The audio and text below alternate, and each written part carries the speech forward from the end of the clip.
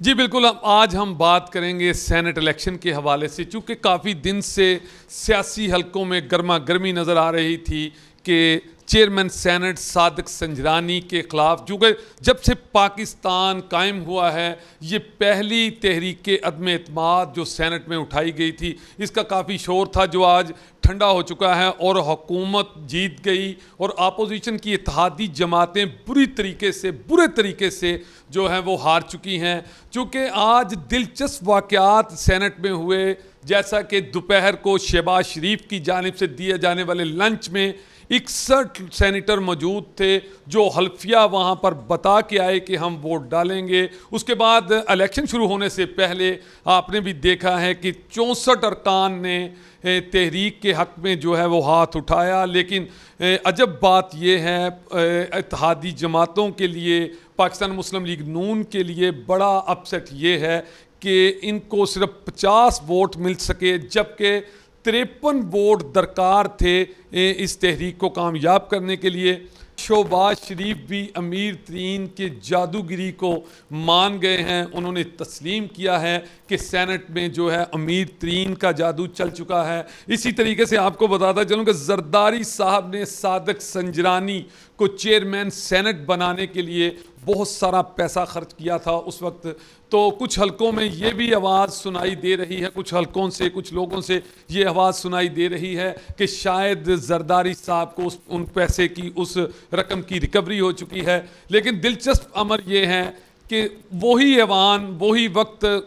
آپ کو معلوم ہے کہ دوران الیکشن کسی سے کوئی صلاح مشورہ بھی نہیں ہو سکتا، کوئی وہاں پہ اشارہ بھی نہیں دیا گیا، اس کے باوجود تھوڑی ہی دیر 30 منٹ کے دوران پاکستان مسلم لیگ نون، پیپلز پارٹی اور دوسری اتحادی جماعتوں کے 14 سینیٹر ان کا ساتھ چھوڑ گئے، اور جب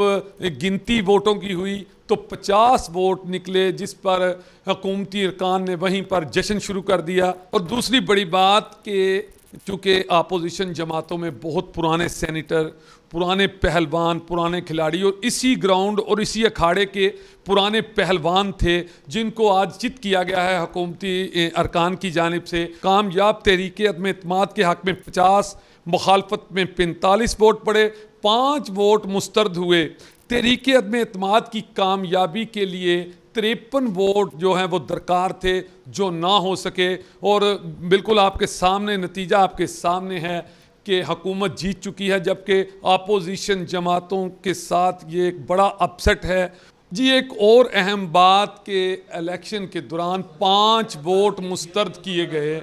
جو کہ میں آپ کو بتاتا چلوں کہ یہ سینٹ کا الیکشن ہے،